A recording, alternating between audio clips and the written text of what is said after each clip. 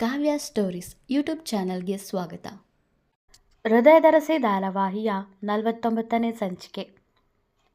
ಗಂಟೆ 10:30. ಆಕಾಶ್ ಬರುವುದನ್ನು ನೋಡಿದ ವೇದ, ಹೋ SI ಸಾಹೇಬ್ರು, ಏನು ಬೆಳಗ್ಗೆ ಬೆಳಗ್ಗೆನೆ ಇಲ್ಲಿಗೆ ಬಂದಿದ್ದೀರಿ ಕೇಳಿದ. ಅಕ್ಕ ಬಾ ಅಂದ್ಲು, ಅದಕ್ಕೆ ಬಂದೆ ಎಂದ ಆಕಾಶ್. ಏನಿಲ್ಲ ಕಣೋ, ಸುಮ್ಮನೆ ಬರೋಕೆ ಹೇಳ್ದೆ. ಅನ್ವಿಗೆ ಹುಡುಗ ನೋಡೋಕೆ ಬರ್ತಿದ್ದಾರಲ್ಲ, ನಮ್ಮ ಮನೆಯಿಂದ ನೀನು ಇದ್ದರೆ ಒಳ್ಳೆಯದಲ್ವಾ, ಅದಕ್ಕೆ ಎಂದಳು ಭುವಿ. ಆಕಾಶ್ ಮನಸ್ಸಿಗೆ ತುಂಬ ನೋವಾಗಿತ್ತು.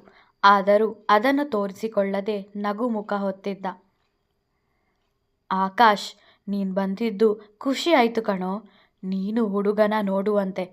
ಹುಡುಗ ಅಮೇರಿಕಾದಲ್ಲಿರೋದು, ಅವನದ್ದೇ ಸ್ವಂತ ಬಿಸ್ನೆಸ್ ಇದೆ ಖುಷಿಯಿಂದ ಹೇಳಿದ್ದರು ಶಾಂಭವಿ. ಆಯಿತು ಎಂದನಷ್ಟೇ ಆಕಾಶ್. ಮನೆಯಲ್ಲೆಲ್ಲ ಸಂಭ್ರಮದ ವಾತಾವರಣ. ಭುವಿ ಹಾಗೂ ಚೇತು ಅನ್ವಿಯನ್ನು ತಯಾರು ಮಾಡುತ್ತಾ, ಅನ್ವಿ, ಮದುವೆ ಆದ ಮೇಲೆ ಅಮೇರಿಕಾಗೆ ಹೊರಟು ಹೋಗ್ತೀಯ, ನಮ್ಮನ್ನೆಲ್ಲ ಮರೆಯಲ್ಲ ತಾನೇ ಭುವಿ ಕೇಳಿದಳು. ಅವಳು ಯಾರನ್ನು ಮರೆತರೂ ಅವಳ ವೇದ ಅಣ್ಣನ ಮರೆಯಲ್ಲ ಅಲ್ವಾ ಅನ್ವಿ ಕೇಳಿದ್ದಳು ಚೇತು. ಮನಸ್ಸಿಲ್ಲದ ಮನಸ್ಸಲ್ಲಿ ಪುಟ್ಟದೊಂದು ನಗೆ ಬೀರಿದ್ದಳು ಅನ್ವಿ. ನೋವನ್ನನುಭವಿಸುತ್ತಾ ವೇದ ಪಕ್ಕ ಕೂತಿದ್ದ ಆಕಾಶ್. ಗಂಟೆ ಸುಮಾರು 11:30 ಗಂಡಿನ ಕಡೆಯವರ ಪತ್ತೆ ಇರಲಿಲ್ಲ. ಕಾದು ಕಾದು ಸುಸ್ತಾದ ವೇದ ಗಂಡಿನ ಕಡೆಯವರಿಗೆ ಕರೆ ಮಾಡಿದ್ದ. ನಾವು ಬರಲ್ಲ ಗಂಡಿನ ತಂದೆ ಹೇಳಿದಾಗ, ಯಾಕೆ, ಏನಾಯಿತು? ನೀವೇ ತಾನೇ ಹೇಳಿದ್ದು ಹುಡುಗಿ ನಮಗೆ ತುಂಬ ಹಿಡಿಸಿದ್ದಾಳೆ, ನೋಡೋಕೆ ಬರ್ತೀವಿ ಅಂತ ವೇದ ಹೇಳಿದಾಗ, ಆವಾಗ ಹೇಳಿದ್ವಿ, ಆದರೆ ಮನೆಯವರೆಲ್ಲ ಕೂತು ಮಾತಾಡಿದ ಮೇಲೆ ಬೇಡ ಅನ್ನಿಸ್ತು ಎಂದರು ಅವರು. ಕಾರಣ ವೇದ ಕೇಳಿದಾಗ, ಅದೇ ನಿಮ್ಮ ಹುಡುಗಿ ಜೈಲಿಗೆ ಹೋಗಿ ಬಂದಿದ್ದಾಳಲ್ಲ ಅವರು ಹೇಳುತ್ತಿರಬೇಕಾದರೆ, ನಾವದನ್ನು ನಿಮಗೆ ಮೊದಲೇ ಹೇಳಿದ್ವಲ್ಲ, ನಮಗೆ ಅದರಿಂದ ಯಾವ ತೊಂದರೆಯೂ ಇಲ್ಲ ಅಂತ ನೀವೇ ಹೇಳಿದ್ರಲ್ಲ ಎಂದ ವೇದ. ಹೌದು ಹೇಳಿದ್ವಿ, ಆದರೆ ಇವಾಗ ಅನ್ನಿಸ್ತು, ನಿಮ್ಮ ಮನೆ ಮಗಳನ್ನು ನಮ್ಮ ಮನೆಗೆ ಸೊಸೆಯಾಗಿ ತಂದರೆ ನಮ್ಮ ಕುಟುಂಬದವರೆಲ್ಲ ನಮ್ಮ ಬಗ್ಗೆ ಕೆಟ್ಟದಾಗಿ ಮಾತಾಡಿಕೊಳ್ಳುತ್ತಾರಲ್ಲ, ಅದಕ್ಕೆ ನಮಗೆ ನಿಮ್ಮ ಸಂಬಂಧ ಬೇಡ ಕಡ್ಡಿ ತುಂಡು ಮಾಡಿದಂತೆ ಹೇಳಿ ಕರೆ ತುಂಡರಿಸಿದ್ದರು ಅವರು. ಬೇಸರಗೊಂಡ ವೇದ ಕರೆ ತುಂಡರಿಸಿ ಶಾಂಭವಿಯ ಮುಖ ನೋಡಿದ. ಅವನ ಮುಖ ನೋಡಿದಾಗಲೇ ಅವರಿಗೆ ತಿಳಿದಿತ್ತು, ಇದೇನು ಅವರಿಗೆ ಹೊಸತಲ್ಲ, ಈ ತರಹ 5ನೇ ಬಾರಿ ಆಗುತ್ತಿರುವುದು. ಪರವಾಗಿಲ್ಲ ಬಿಡು ವೇದ ಎಂದ ಶಾಂಭವಿ ಕಣ್ಣೊರೆಸುತ್ತಾ ಅಲ್ಲಿಂದ ಹೋದರು. ಎಲ್ಲರೂ ಬೇಸರಪಟ್ಟರು. ವೇದ ಅನ್ವಿಯ ಕೋಣೆಗೆ ಹೊರಟ. ಅವನ ಹಿಂದೆ ವಿನು, ಆಕಾಶ್ ಹೊರಟರು. ವೇದ ಎಷ್ಟು ಹೊತ್ತು, ಯಾವಾಗ ಬರ್ತಾರಂತೆ ವಿಷಯ ತಿಳಿಯದ ಭುವಿ ವೇದನ ಬಳಿ ಕೇಳಿದಾಗ, ಕಣ್ಣಂಚಲ್ಲಿ ನೀರು ತುಂಬಿಕೊಂಡ ವೇದ, ಅವರು ಬರಲ್ಲ ಭುವಿ ಎಂದು ಹೇಳಿ ಅಲ್ಲಿಂದ ಹೋದ. ಭುವಿ ಅವನ ಹಿಂದೆಯೇ ಹೋದಳು. ಯಾಕೆ ವಿನು, ಏನಾಯಿತು ಚೇತು ಕೇಳಿದಾಗ ವಿನು ಎಲ್ಲವನ್ನೂ ಹೇಳಿದ. ಇತ್ತ ಕೋಣೆಯಲ್ಲಿ ವೇದ ಭುವಿ ಮಾತಾಡುತ್ತಿದ್ದರು. ಅವರಿಗೆ ಬೇಡ ಅಂದರೆ ಮೊದಲೇ ಹೇಳೋದು, ಹೀಗೆ ಬರ್ತೀವಿ ಅಂತ ಹೇಳಿ ಆಮೇಲೆ ಬರಲ್ಲ ಅಂದರೆ ಕೋಪದಿಂದ ಕೇಳಿದ್ದಳು ಭುವಿ. ಅವರಿಗೆ ಈಗ ಬೇಡ ಅನ್ನಿಸ್ತು, ಅದಕ್ಕೆ ಬರಲ್ಲ ಅಂದರು ಬೇಸರದಿಂದಲೇ ನುಡಿದ ವೇದ. ವೇದ, ನೀನು ಬೇಜಾರು ಮಾಡ್ಕೊಳ್ಬೇಡ, ಅನ್ವಿಗೆ ಒಳ್ಳೆ ಹುಡುಗನೇ ಸಿಗ್ತಾನೆ ಭುವಿ ಹೇಳಿದಳು. ಅವಳನ್ನು ಗಟ್ಟಿಯಾಗಿ ತಬ್ಬಿಕೊಂಡು, ನನ್ನ ತಂಗಿ ಜೀವನಾನ ನಾನೇ ಹಾಳು ಮಾಡಿದ್ನೇನೋ ಅಂತ ಅನ್ನಿಸ್ತಿದೆ ಭುವಿ, ಎಲ್ಲದಕ್ಕೂ ನಾನೇ ಕಾರಣ ಎನ್ನುತ್ತಾ ಅತ್ತ ವೇದ. ನೀನು ಪೊಲೀಸ್ ಆಗಿ ನಿನ್ನ ಕೆಲಸ ಮಾಡಿದ್ದೆ ವೇದ, ಅದರಲ್ಲಿ ತಪ್ಪೇನೂ ಇಲ್ಲ ಭುವಿ ಹೇಳಿದಾಗ, ಪೊಲೀಸ್ ಆಗಿ ಕರ್ತವ್ಯ ನಿಭಾಯಿಸುವಾಗ ಅಣ್ಣನ ಜವಾಬ್ದಾರಿ ಮರೆತೆ ಅನಿಸುತ್ತೆ, ಆದರೂ ನಾನು ನನ್ನ ಪೊಲೀಸ್ ವೃತ್ತಿಗೆ ಮೋಸ ಮಾಡೋಕ್ಕೆ ರೆಡಿ ಇರಲಿಲ್ಲ. ಅದಕ್ಕೆ ನ್ಯಾಯದ ದಾರಿಯಲ್ಲಿ ನಡೆದೆ ಎಂದ ವೇದ. ವೇದ, ಅನ್ವಿಗೆ ಒಳ್ಳೆ ಹುಡುಗ ಸಿಗ್ತಾನೆ, ನೀನೇನು ಬೇಸರ ಮಾಡ್ಕೊಳ್ಬೇಡ. ನೀನು ಹೀಗೆ ಆದರೆ ಅತ್ತೇನು ಅಳ್ತಾರೆ, ನೀನೇ ಧೈರ್ಯ ಹೇಳಬೇಕು ಎಲ್ಲರಿಗೂ. ಅವನ ಕಣ್ಣರಸುತ್ತಾ ಹೇಳಿದ್ದಳು ಭುವಿ. ಅನ್ವಿ ಮುಂದೆ ನಿಲ್ಲೋ ಧೈರ್ಯ ನನಗಿಲ್ಲ ಭುವಿ, ಅವಳಿಗೆ ನೀನೇ ಸಮಾಧಾನ ಮಾಡು. ವೇದ ಹೇಳಿದಾಗ ಅವಳ ಕೋಣೆಗೆ ಹೋದಳು ಭುವಿ. ಇಷ್ಟ ಇಲ್ಲ ಅಂದರೆ ಯಾಕೆ ಒಪ್ಪಿಕೊಳ್ಬೇಕಿತ್ತು ಅವರು? ನಮ್ಮ ಸಮಯ ವ್ಯರ್ಥ. ಪಾಪ ಅನ್ವಿ ತಯಾರಾಗಿ ಕೂತಿದ್ದಾಳೆ, ಅವಳಿಗೂ ಬೇಜಾರು ಅಲ್ವಾ? ಚೇತು ಹೇಳುತ್ತಿರಬೇಕಾದರೆ, ಚೇತು ಅಮ್ಮ, ಹೊಸ ಮಾವ ಬರಲ್ವಂತ ಕೇಳಿದ್ದ ಲಕ್ಕಿ. ನಿಂಗ್ಯಾಕೋ ಅದೆಲ್ಲ, ಹೋಗಿ ಆಟ ಆಡ್ಕೋ. ಅಲ್ಲಿಗೆ ಬಂದ ಭುವಿ ಬೈದಳು ಲಕ್ಕಿಗೆ. ಇರು ಚಿನ್ನ, ನಾನು ವಿಚಾರಿಸ್ತಿದ್ದೀನಲ್ಲ, ವಿನು ಯಾಕೆ ಬರಲ್ಲ ಅಂದಿದ್ದವರು ಮತ್ತೆ ಕೇಳಿದ ಲಕ್ಕಿ. ನನ್ನಂಥವಳನ್ನು ಮದುವೆ ಆಗೋಕೆ ಅವನಿಗೆ ಇಷ್ಟ ಇಲ್ವಂತೆ ಅಳುತ್ತಾ ಹೇಳಿದ್ದಳು ಅನ್ವಿ. ಅನ್ವಿ, ನೀನ್ಯಾಕೆ ಬೇಜಾರು ಮಾಡ್ಕೊಳ್ತೀಯ? ಅವನು ಹೋದರೆ ಹೋಗಲಿ, ನಾನು ವೇದ ಇದ್ದೀವಲ್ವಾ, ನಿಂಗೆ ಚಿನ್ನದಂಥ ಹುಡುಗನನ್ನು ನೋಡಿ ಮದುವೆ ಮಾಡಿಸ್ತೀವಿ ಎಂದು ವಿನು ಅವಳ ಪಕ್ಕ ಕೂತ. ಹೌದು ಅನ್ವಿ, ನೀನು ಅಳಬೇಡ, ಸಮಾಧಾನ ಮಾಡ್ಕೊ, ನಿಂಗೆ ಒಳ್ಳೆ ಹುಡುಗನನ್ನು ನೋಡಿ ಮದುವೆ ಮಾಡಿಸ್ತೀವಿ. ಈಗ ರೆಸ್ಟ್ ಮಾಡು, ನೀವೆಲ್ಲ ಹೊರಗೆ ಬನ್ನಿ ಭುವಿ ಹೇಳಿದಳು. ಎಲ್ಲರೂ ಅಲ್ಲಿಂದ ಹೊರಗಡೆ ಹೋದರು. ಭುವಿ, ಆಕಾಶ್, ಲಕ್ಕಿ ತನುನ ಬಿಟ್ಟು. ಅನ್ವಿ, ನೊಂದುಕೊಳ್ಬೇಡ, ಎಲ್ಲ ಒಳ್ಳೆಯದೇ ಆಗುತ್ತೆ ಅನ್ವಿ ತಲೆ ಸವರುತ್ತಾ ಹೇಳಿದಳು ಭುವಿ. ಹೇಯ್ ಲಕ್ಕಿ, ತಾನು, ನೀವಿಬ್ರು ಹೊರಗಡೆ ಬನ್ನಿ ಎಂದವಳು ಆಕಾಶ್ ಬಳಿ. ನೀನು ಬಾ ಆಕಾಶ್ ಎಂದು ಹೊರ ಹೋದಳು. ಅನ್ವಿ ಪಕ್ಕ ಕೂತ ಲಕ್ಕಿ.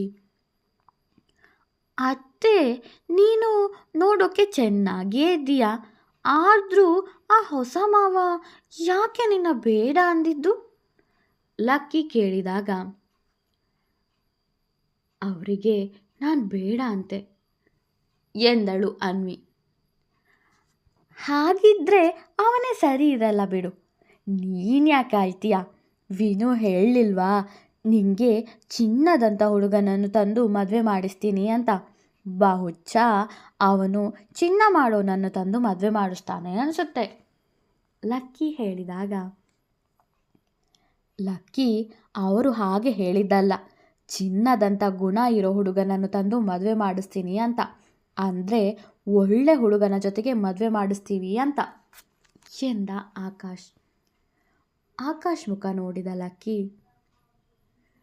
ನೀನೇ ಇದ್ದೀಯಲ್ಲ ಅಕ್ಕು ಮಾಮ, ನಿಂಗೆ ಅನ್ವಿ ಅತ್ತೆನ ಮದುವೆ ಆಗೋಕ್ಕಾಗಲ್ವಾ ಲಕ್ಕಿ ಕೇಳಿದಾಗ ಅನ್ವಿ, ಆಕಾಶ್, ಲಕ್ಕಿ ಮುಖ ನೋಡಿದರು. ನಾನು ಅದನ್ನೇ ಹೇಳ್ತಾ ಇರೋದು ಲಕ್ಕಿ, ಆದರೆ ಈ ನಿನ್ನ ಅತ್ತೇನೆ ಕೇಳ್ತಾ ಇಲ್ಲ ಎಂದ ಆಕಾಶ್. ಅತ್ತೆ, ಅಕ್ಕು ಮಾಮನು ಚಿನ್ನದಂಥ ಹುಡುಗ ಅಲ್ವಾ, ಅವರನ್ನು ಮದುವೆ ಆದರೆ ನೀನು ಚೆನ್ನಾಗಿರ್ತೀಯ ತನು ಹೇಳಿದಾಗ, ಆ ಪುಟ್ಟ ತಲೆಗೆ ಹೋದ ವಿಷಯ ಇನ್ನೂ ನಿನ್ನ ತಲೆಗೆ ಹೋಗಿಲ್ವಲ್ಲ ಅನ್ವಿ ಎಂದ ಆಕಾಶ್. ಆಕಾಶ್, ನೀನು ಸ್ವಲ್ಪ ಹೊರಗಡೆ ಹೋಗ್ತೀಯಾ ಕೋಪದಿಂದಲೇ ಹೇಳಿದ್ದಳು ಅನ್ವಿ. ಅನ್ವಿ, ನನ್ನ ಮಾತು ಕೇಳು ಆಕಾಶ್ ಹೇಳುತ್ತಿರಬೇಕಾದರೆ ಅನ್ವಿ ಅವನ ಬಳಿಗೆ ಬಂದು ಅವನ ಕೈ ಹಿಡಿದು ಕೋಣೆಯಿಂದ ಆಚೆ ಹಾಕಿ ಬಾಗಿಲು ಹಾಕಿದಳು. ಆಕಾಶ್ ಬೇಸರದಿಂದ ಅಲ್ಲಿಂದ ನಡೆದ. ಅನ್ವಿ ಅಳುತ್ತಾ ಬಾಗಿಲ ಬಳಿಯೇ ಕೂತಳು. ಅತ್ತೆ, ಅಕ್ಕು ಮಾಮನ ಮದುವೆ ಆಗೋಕೆ ನಿಮಗೆ ಇಷ್ಟ ಇಲ್ವಾ ಲಕ್ಕಿ ಕೇಳಿದ. ಇಷ್ಟ, ಆದರೆ ಅವನನ್ನು ಮದುವೆ ಆಗೋ ಯೋಗ್ಯತೆ ನನಗಿಲ್ಲ ಎಂದವಳು ಜೋರಾಗಿ ಅತ್ತಳು. ಲಕ್ಕಿ ತನ್ಮಯ್ ಮುಖ ನೋಡಿದ. ಅವನ ಕಿವಿಯಲ್ಲಿ ಏನೋ ಇದೆ ಇವರಿಬ್ಬರ ಮಧ್ಯ ಲಕ್ಕಿ ಹೇಳಿದಾಗ, ಹೌದು ಎಂದ ತನ್ಮಯ್. ಈಗಿನ ಮಕ್ಕಳು ಟಿ ವಿ ಸೀರಿಯಲ್ ನೋಡಿ ಎಲ್ಲ ತಿಳಿದುಕೊಂಡು ಬಿಡ್ತಾರೆ ಅಲ್ವಾ. ಲಕ್ಕಿಗೆ ವಿಷಯ ಗೊತ್ತಾದ ಮೇಲೆ ಬಿಡ್ತಾನ ಅವನು? ವಿನು, ವಿನು ಎನ್ನುತ್ತಾ ವಿನು ಕೋಣೆಗೆ ಬಂದ ಲಕ್ಕಿ ಹಾಗೂ ತನು. ಏನ್ರೋ ನಿಮ್ಮದು, ನಮಗೆ ನಮ್ಮ ಟೆನ್ಷನ್ ಆದರೆ ನಿಮಗೆ ನಿಮ್ಮದೇ ಟೆನ್ಷನ್ನು, ವಿನು ಹೇಳಿದಾಗ, ಇಲ್ಲ ಪಪ್ಪ, ನಮ್ಮದು ನಿಮ್ಮದು ಒಂದೇ ಟೆನ್ಷನ್ನು ಎಂದ ತನು. ಏನ್ರಪ್ಪ ಅದು ಎನ್ನುತ್ತಾ ಮಂಚದ ಮೇಲೆ ಕೂತ ವಿನು. ಲಕ್ಕಿ ತನು ಆಚೆ ಈಚೆ ಕೂತರು. ನೀನು ಚಿನ್ನದಂಥ ಹುಡುಗನ ಅನ್ವಿ ಅತ್ತೆಗೆ ತರ್ತೀನಿ ಅಂದ್ಯಲ್ಲ, ಎಲ್ಲಿ ಹುಡುಕ್ತೀಯಾ? ಲಕ್ಕಿ ಹೇಳಿದಾಗ, ಹುಡುಕ್ತೀವಿ, ಒಳ್ಳೆ ಹುಡುಗನನ್ನು ಹುಡುಕಿ ಅನ್ವಿಗೆ ಮದುವೆ ಮಾಡಿಸ್ತೀವಿ ಎಂದ ವಿನು. ಅದೇ ಎಲ್ಲಿ ಹುಡುಕ್ತೀಯಾ ಅಂತ ಕೇಳಿದ್ದು. ತನು ಮತ್ತೆ ಕೇಳಿದಾಗ, ಹುಡುಕ್ತೀವಿ ಕಣೋ ವಿನುದು ಅದೇ ಉತ್ತರ. ಅದೇ ಪಪ್ಪ, ಎಲ್ಲಿ ಹುಡುಕ್ತೀಯಾ ಅಂತ ಕೇಳಿದ್ದ ತನು. ವಿನು, ನಾವು ಹುಡುಕಿದ್ದೀವಿ, ಅಪ್ಪ ಅಮ್ಮನ ಹತ್ರ ಮಾತಾಡು ಲಕ್ಕಿ ಹೇಳಿದಾಗ, ಯಾರಪ್ಪ ಅದು ನೀವು ಹುಡುಕಿರೋ ಹುಡುಗ ಕೇಳಿದ್ದ ವಿನು. ಬೇರೆ ಯಾರು ಅಲ್ಲ ಪಪ್ಪ, ಅಕ್ಕು ಮಾಮ ಎಂದ ವಿನು. ಏನ್ರು ಹೇಳ್ತಾ ಇದ್ದೀರಾ ವಿನು ಕೇಳಿದಾಗ, ಹೌದು, ಅಕ್ಕು ಮಾಮನಿಗೂ ಅನ್ವಿ ಅತ್ತೆನ ಮದುವೆ ಆಗೋಕ್ಕೆ ಇಷ್ಟ ಇದೆ ಗೊತ್ತಾ ಎಂದ ಲಕ್ಕಿ.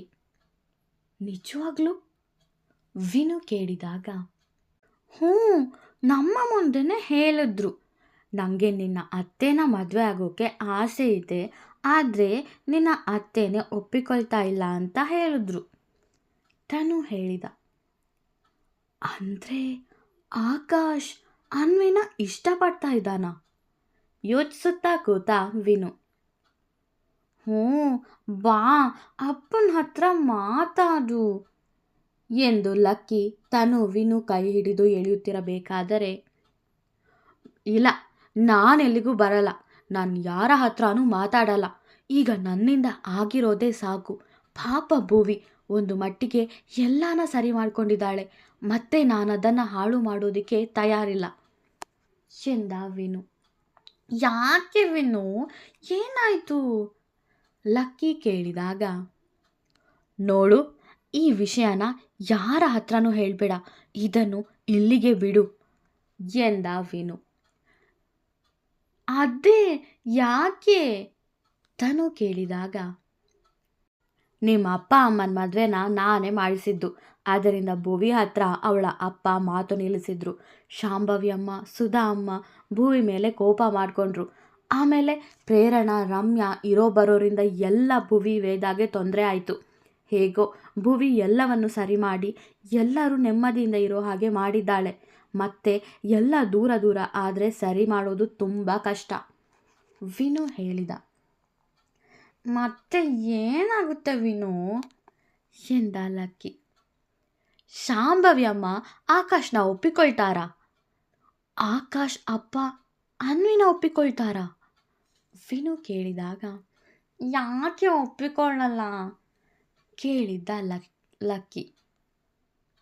ನಿಮಗೆ ಇದೆಲ್ಲ ಅರ್ಥ ಆಗಲ್ಲ ಕಣ್ರೋ, ನೀವು ಸ್ವಲ್ಪ ದೊಡ್ಡವರಾದ ಮೇಲೆ ಎಲ್ಲ ಅರ್ಥ ಆಗುತ್ತೆ. ಕೆಲವರು ದುಡ್ಡಿಗೆ ಬೆಲೆ ಕೊಡ್ತಾರೆ, ಇನ್ನು ಕೆಲವರು ಮಾನ ಮರ್ಯಾದೆಗೆ ಬೆಲೆ ಕೊಡುತ್ತಾರೆ ವಿನು ಹೇಳಿದ. ಹಾಗಾದರೆ ನನ್ನ ಮತ್ತೆ ನಿಧಿ ಮದುವೆಗೂ ತಾತ ಒಪ್ಪಿಕೊಳ್ಳಲ್ವಾ ಲಕ್ಕಿ ಕೇಳಿದಾಗ, ನೀನೇನು ಟೆನ್ಷನ್ ಮಾಡ್ಕೊಳ್ಬೇಡ ಲಕ್ಕಿ, ನಿನ್ನ ಮತ್ತೆ ನಿಧಿ ಮದುವೆನ ನಾನು ಮಾಡಿಸ್ತೀನಿ ಎಂದ ತನು. ತಾತ ಒಪ್ಪಿಕೊಳ್ಳದೆ ಇದ್ರೆ ಎನ್ನುತ್ತಾ ಲಕ್ಕಿ ತನು ಕೈ ಹಿಡಿದು ಅಲ್ಲಿಂದ ಹೊರಡುತ್ತಿದ್ದ.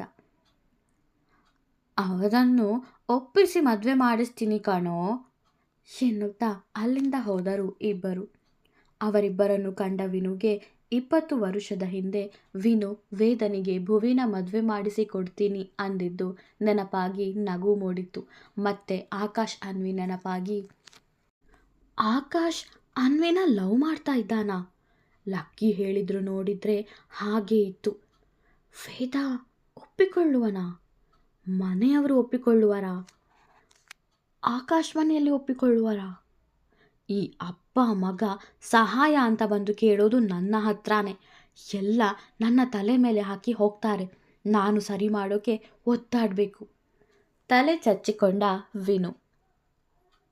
ಲಕ್ಕಿ, ಹಠ ಮಾಡಬೇಡ, ಊಟ ಮಾಡು.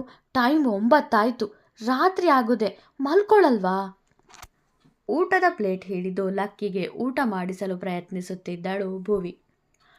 ಪಪ್ಪ ಊಟ ಮಾಡಿಸ್ಲಿ, ನೀನು ಬೇಡ ಚಿನ್ನ ಊಟ ಮಾಡಿಸೋದು ಎನ್ನುತ್ತಾ ಕೋಣೆಗೆ ಓಡಿ ಬಂದ ಲಕ್ಕಿ.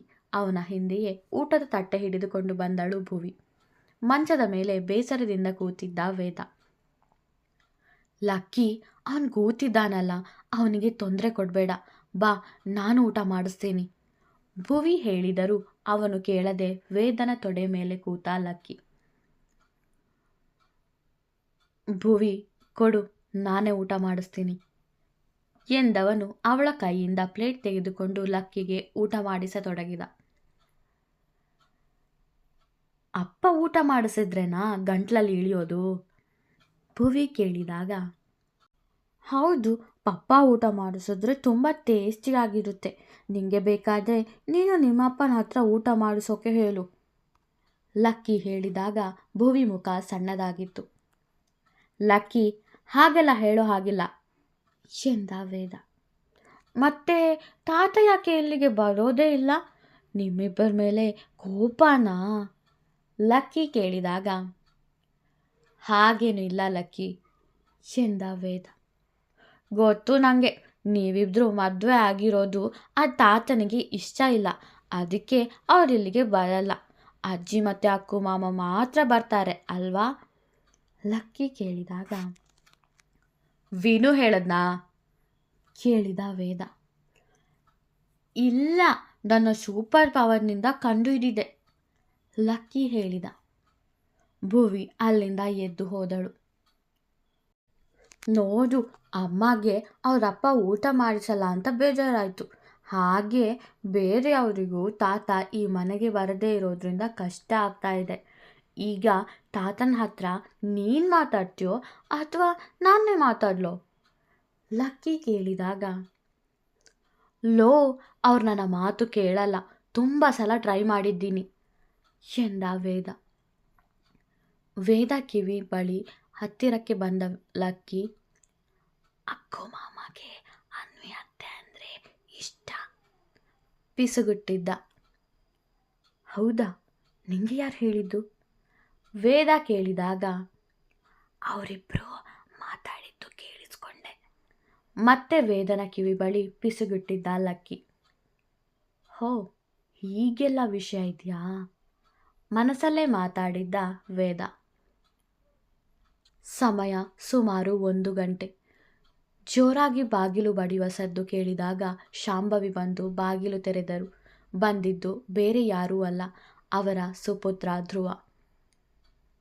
ಧ್ರುವ, ಗಂಟೆ 1 ಆಯಿತು, ಮನೆಗೆ ಬರೋ ಹೊತ್ತಾಯಿತು, ಕುಡಿದು ಬಂದಿದ್ದೀಯಾ ಶಾಂಭವಿ ಕೇಳಿದಾಗ, ಹಾಂ, ಲೈಟಾಗಿ ಸ್ವಲ್ಪ ಕುಡಿದಿದ್ದೀನಿ ಎಂದ ಧ್ರುವ ತೂರಾಡುತ್ತಿದ್ದ. ಯಾಕೋ ಹೀಗೆ ಕುಡಿದು ನಿನ್ನ ಆರೋಗ್ಯ ಹಾಳು ಮಾಡ್ಕೊಳ್ತೀಯಾ? 1 ಗಂಟೆ ರಾತ್ರಿಲಿ ಮನೆಗೆ ಬರ್ತೀಯಲ್ಲ, ನಾಚಿಗೆ ಆಗಲ್ವಾ ಶಾಂಭವಿ ಕೇಳಿದಾಗ, ಆ ವೇದ ಕೂಡ ಯಾವಾಗಲೋ ಬರ್ತಾನೆ, ಯಾವಾಗಲೋ ಹೋಗ್ತಾನೆ, ಅವನಿಗೆ ನೀನು ಹೀಗೆ ನಿಂತು ಪ್ರಶ್ನೆ ಕೇಳಿದ್ದೀಯಾ ಧ್ರುವ ಹೇಳಿದಾಗ, ಅವನು ನಿನ್ನ ಹಾಗೆ ಊರು ಸುತ್ತೋಕೆ ಹೋಗಲ್ಲ, ಊರು ಕಾಪಾಡೋಕೆ ಹೋಗೋದು. ಅಲ್ಲ ಧ್ರುವ, ನಿನ್ನ ಹತ್ರ ನಾನು ಹೇಳಿದ್ದೆ ಅಲ್ವಾ, ಇವತ್ತು ಮನೆಯಲ್ಲೇ ಇರು, ಯಾಕೋ ಹೊರಗಡೆ ಹೋದೆ ಶಾಂಭವಿ ಕೋಪದಿಂದ ಕೇಳಿದ್ದರು. ಹೋ, ಇವತ್ತು ಆ ನನ್ನ ದೇವರು ಕೊಟ್ಟ ತಂಗಿನ ನೋಡೋಕ್ಕೆ ಫಾರಿನ್ ಗಂಡು ಬರ್ತಾನೆ ಅಂದಿದ್ಯಲ್ಲಮ್ಮ, ಬನ್ನ ಕೇಳಿದ್ದ ಧ್ರುವ. ಇಲ್ಲ ಮೆತ್ತಗೆ ನುಡಿದರು ಶಾಂಭವಿ. ಇಲ್ಲ ಇಲ್ಲ ಅಂದ ಮೇಲೆ ನಾನು ಯಾಕೆ ಇವತ್ತು ಮನೆಯಲ್ಲಿರಬೇಕಿತ್ತು? ಅವಳನ್ನು ನೋಡೋಕ್ಕೆ ಬರುವ ಗಂಡು ಅವಳನ್ನು ಒಪ್ಪಿಕೊಳ್ಳಲ್ಲ, ಅವಳು ಮದುವೆ ಆಗಿ ಈ ಮನೆಯಿಂದ ಹೊರಗಡೆ ಹೋಗಲ್ಲ ಎನ್ನುತ್ತಾ ಬರುತ್ತಿದ್ದವ ಕಾಲು ಎಡವಿ ಕೆಳಕ್ಕೆ ಬಿದ್ದ. ಶಾಂಭವಿ ಅಳುತ್ತಲೇ ಅವನನ್ನು ಕೋಣೆಗೆ ಕರೆದುಕೊಂಡು ಹೋದರು. ನಿದ್ದೆ ಬಾರದೆ ಹೊರಳಾಡುತ್ತಿದ್ದಳು ಅನ್ವಿ. ಈ ಆಕಾಶ್ ನನ್ನ ಹಿಂದೆ ಬಿದ್ದಿದ್ದಾನೆ. ಎಷ್ಟು ಸಾರಿ ಹೇಳೋದು ಇವನಿಗೆ ನನ್ನನ್ನು ಪ್ರೀತಿ ಮಾಡಬೇಡ ಅಂತ. ನಾನು ಮಾಡಿರೋ ತಪ್ಪಿಗೆ ನನಗೆ ಅವನನ್ನು ಮದುವೆ ಆಗೋ ಯೋಗ್ಯತೆ ಇದೆಯಾ? ಅವನು ತುಂಬ ಒಳ್ಳೆಯವನು. ಕಾಲೇಜ್ನಿಂದ ಇಲ್ಲಿಯವರೆಗೂ ನನ್ನ ತುಂಬ ಪ್ರೀತಿ ಮಾಡ್ತಾ ಇದ್ದಾನೆ. ಗುಣದ ಬಗ್ಗೆ ಹೇಳೋದೇ ಬೇಡ. ಭುವಿ ಅತ್ತಿಗೆ ತಮ್ಮ ಅಲ್ವಾ, ಅವರ ಹಾಗೇ ಇದ್ದಾನೆ. ಆದರೆ ವೇದ ಅಣ್ಣ ಒಪ್ಪಿಕೊಳ್ಳುವನ? ಅವನಿಗೆ ವಿಷಯ ಗೊತ್ತಾಗಿ ಅವನು ಆಕಾಶ್ನ ತಪ್ಪು ತಿಳ್ಕೊಂಡ್ರೆ, ಅವನನ್ನು ದೂರ ಮಾಡಿಕೊಂಡ್ರೆ? ವೇದಣ್ಣ ಹಾಗೆಲ್ಲ ಮಾಡಲ್ಲ. ಅವನಿಗೆ ಆಕಾಶ್ ಹೇಗೆ ಅಂತ ಗೊತ್ತು. ನಾನು ಆಕಾಶ್ ಹತ್ರ ಮಾತಾಡ್ಲಾ? ಈಗಲೇ ಫೋನ್ ಮಾಡ್ತೀನಿ. ಒಬ್ಬಳೇ ಮಾತಾಡುತ್ತಿದ್ದ ಅನ್ವಿ ತನ್ನ ಫೋನನ್ನು ಎತ್ತಿದ್ದಳು. ಆಗಲೇ ಫೋನ್ ರಿಂಗ್ ಆಗಿತ್ತು. ಯಾವುದೋ ಅನ್ನೋನ್ ನಂಬರ್. ಕರೆ ಸ್ವೀಕರಿಸಿದಳು ಅನ್ವಿ. ಹಲೋ, ಯಾರು ಎಂದಳು. ಅನ್ವಿ, ನಾನು ಪ್ರೀತಮ್ ಮಾತಾಡ್ತಾ ಇರೋದು. ಅತ್ತ ಕಡೆಯಿಂದ ಧ್ವನಿ ಬಂದಿತ್ತು. ಮುಂದುವರಿಯುವುದು. ವಿಡಿಯೋ ಇಷ್ಟವಾದರೆ ಲೈಕ್ ಮಾಡಿ, ಕಮೆಂಟ್ ಮಾಡಿ. ನನ್ನ ಚಾನಲ್ಗೆ ಹೊಸಬರಾದರೆ ಸಬ್ಸ್ಕ್ರೈಬ್ ಮಾಡಲು ಮರೆಯಬೇಡಿ. ಧನ್ಯವಾದಗಳು.